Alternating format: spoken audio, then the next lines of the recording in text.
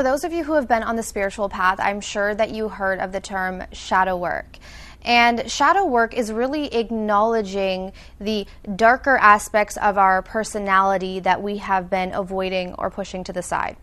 And in today's video, I want to talk about why this is so crucial to experiencing your freedom and your happiness. But before I begin, if you guys are interested in further advancing on your spiritual journeys, I highly recommend checking out the courses at Ignite Your Soul Self-Mastery School.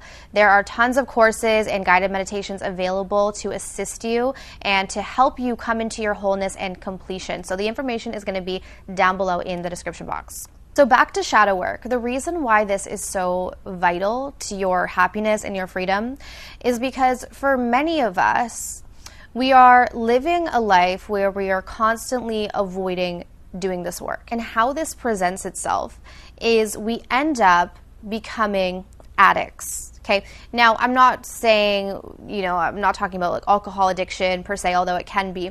I'm talking about we become addicted to our phone.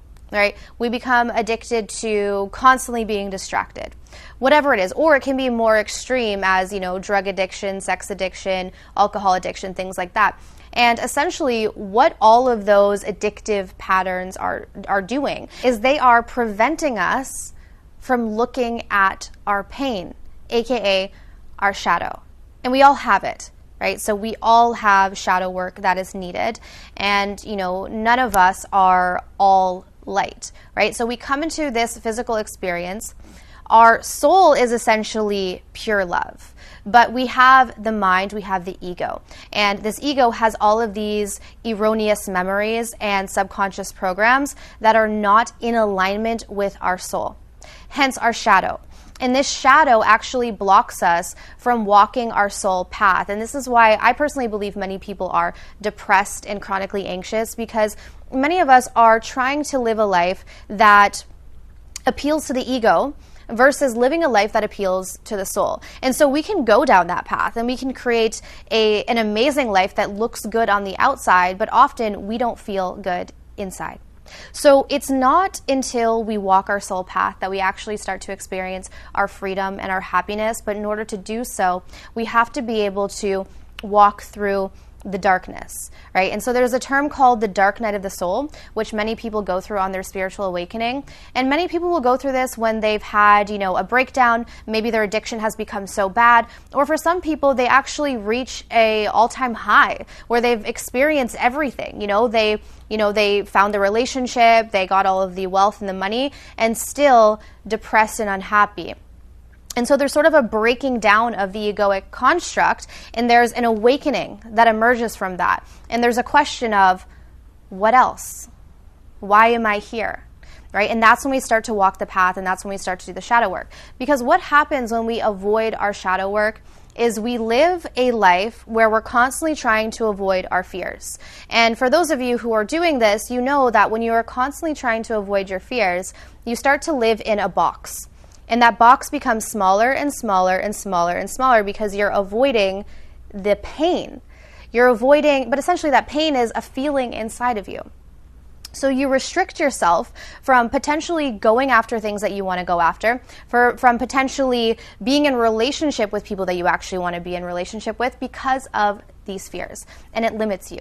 And when we as humans feel that we are limited or constricted in some way, it can make us feel very helpless, and it can lead to depression, which I believe depression is very closely related to the dark night of the soul experience. So if you want to experience more happiness, if you want to experience more freedom, if you really want to reach that place of, personal liberation, then I highly recommend, highly recommend doing the shadow work.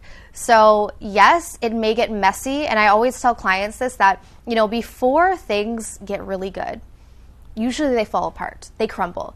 And for those of you who are familiar with tarot, it's sort of like the tower card in the tarot deck, where your whole foundation of self comes crumbling down, but it's necessary for it to come crumbling down because it's time to build a new foundation. So it's the ego construct that's crumbling, and then it's you building a new foundation from your soul. But we can't access the soul until we remove what's blocking it. And it's all of those fearful and negative programs that are essentially creating this life that is limited, right? And you know, if you think about it, we all deep down can feel when we are living in our truth, in our authenticity, versus living in denial or living a life that we know is less than what we could really be living. And so if you're in that place where you feel that, then it's time to do that shadow work, right? Because on the other side of that shadow work is your personal freedom and your happiness. As always, it is my hope that this video was helpful for you guys today. If you need assistance on this journey, navigating through your shadow work, I have a 3-week and a 6-week coaching program. So if you're wanting more information on that, the link will be down below in the description box. But I want to thank you guys so much for tuning in, and I'll see you soon. Take care.